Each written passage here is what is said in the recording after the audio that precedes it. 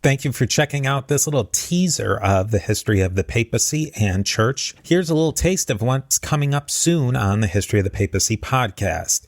Now, if you like what you hear, I'd love it if you'd leave a rating and review on Apple Podcasts or your podcatcher of choice. If you want to support the podcast even more, consider becoming a Patreon on patreon.com/history of the papacy. There are many levels and benefits for you, and you help keep the history of the papacy going. You can learn more about all of this at historyofthepapacypodcast.com.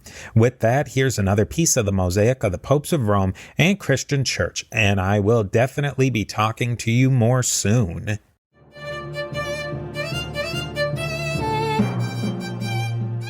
Were there any popes?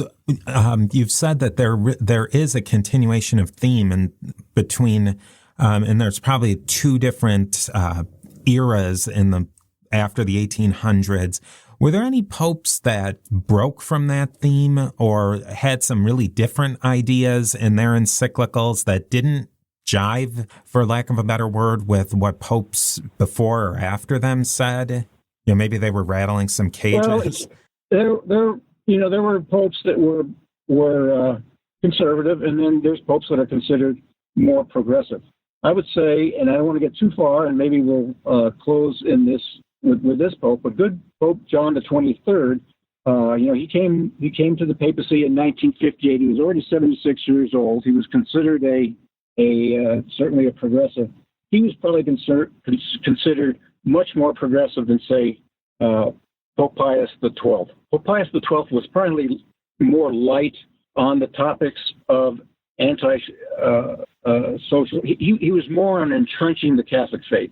He wrote a series of encyclicals on the liturgy, on scripture, on the clergy. They were more interested. Now, keep in mind that he was writing after World War II, when the whole world had gone up in the air, and he was trying to re-entrench these. Pope John the 23rd, when he came in, he was supposed to be a transitional pope, keep in mind, at the age of 76. One of the first things he does is he calls Vatican II. And this was kind of a shock to the world that a 76-year-old would do this. But one of the main things that the Ecumenical Council, Vatican II, was designed to do, and there's a constitution that came out of it, was the Catholic Church in the modern world. And I almost see Vatican II being a follow-up or part two to Vatican I.